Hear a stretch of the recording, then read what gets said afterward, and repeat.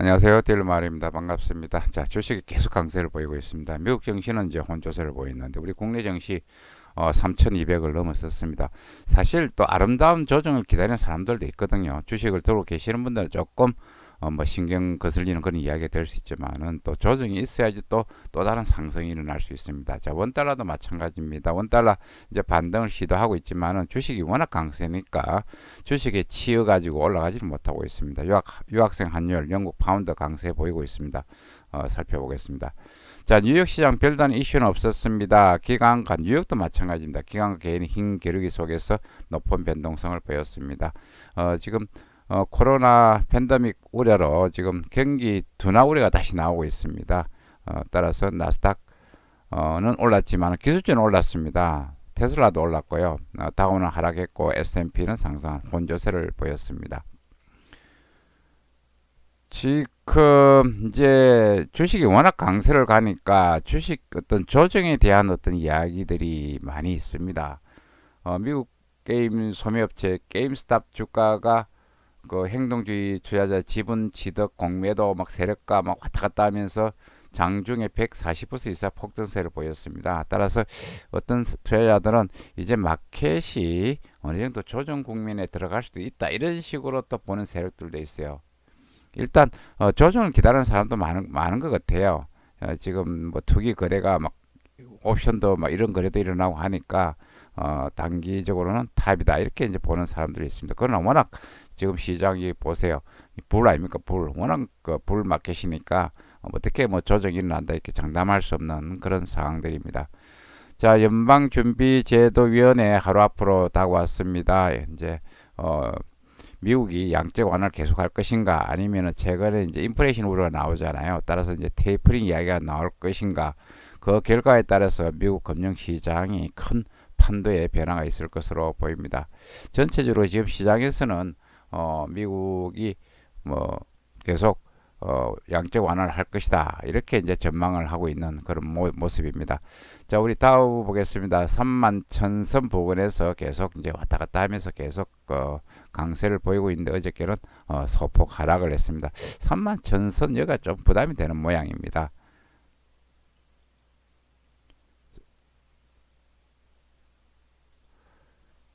그 다음에 우리 외환시장 한번 가볼까요? 외환시장 가보겠습니다. 달러는 뭐 90선에서 달러 지수는 왔다 갔다 했습니다.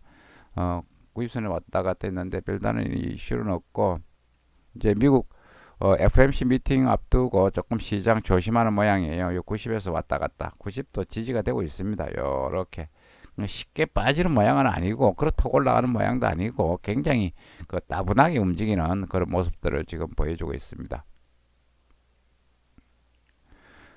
달러 위안이 최근에 조금 변동성이 높았죠. 지금 미중 긴장 고조가 되면서 조금 위안화가 강세 가는 듯 약세로 가는 듯 했습니다. 그러나 다시 이제 계속 그 중국 쪽으로는 자금이 몰리기 때문에 위안화가 다시 또 소폭 약세가 주춤하는 그런 모습을 보였습니다. 위안화는 170원. 예, 그리고 위안 보시면은 조금 올라가는 상승세가 약세가 조금 주춤하는 그런 모습을 보이고 있습니다. 이제 중국도 이제 코로나 확산에 대한 우려가 있는데 그 우려가 조금 진정되는 그런 모습을 보였습니다. 달러에는 뭐 103엔 후반대에서 왔다 갔다 했고 별 의미가 없고요. 연원은 1062원에 이제 거래되고 있습니다. 유로 달러가 1.2140, 유로 달러는 약세를 보이는데 유럽 지역 경기 둔화 지표가 이제 경기가 둔화되는 지표가 나왔습니다. 따라 독일 IFO 경제연구소 기업 환경지수 90.1로 전문가 예상치 91.9보다 낮았습니다.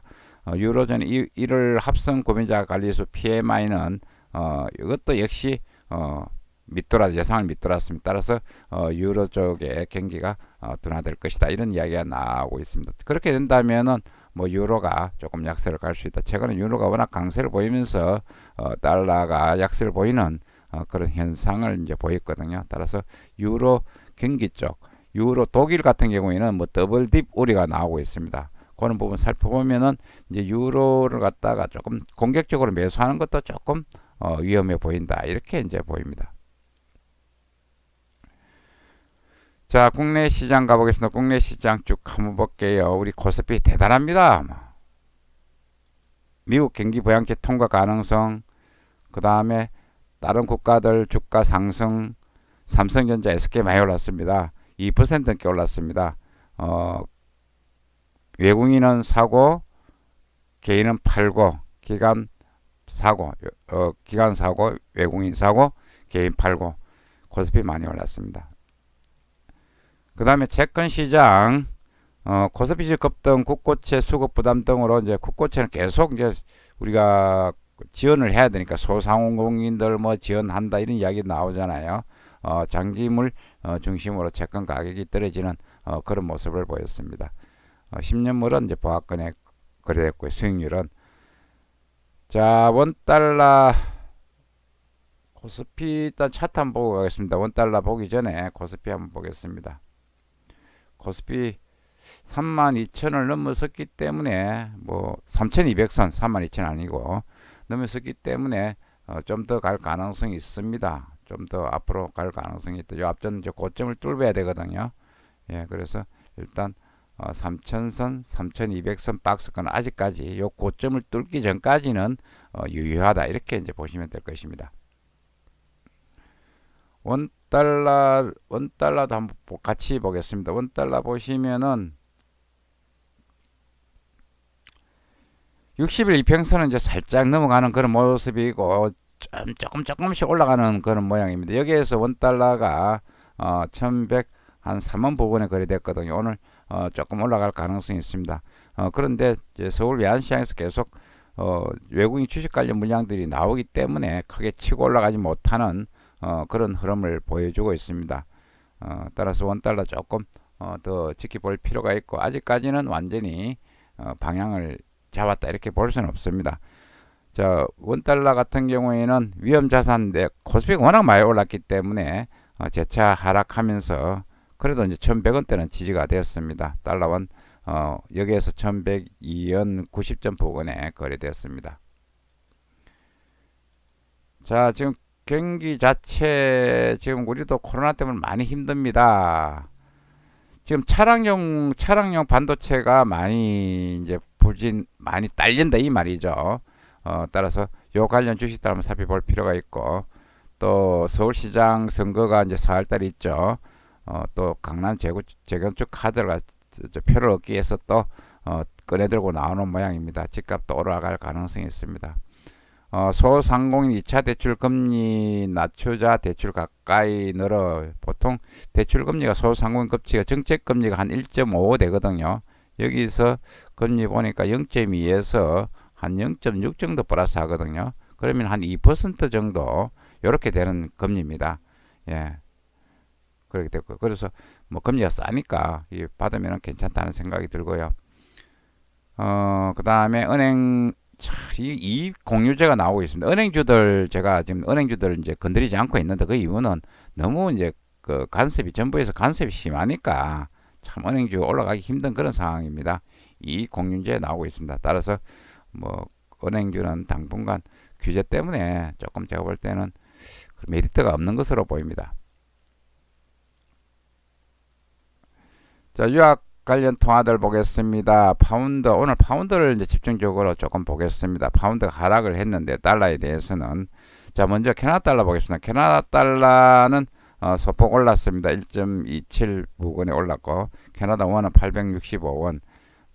그 다음에 호주 달러는 조금 약보합에 거래됐고 0.77 850원에 거래됐고 뉴질랜드 달러는 0.7194 조금 올랐습니다.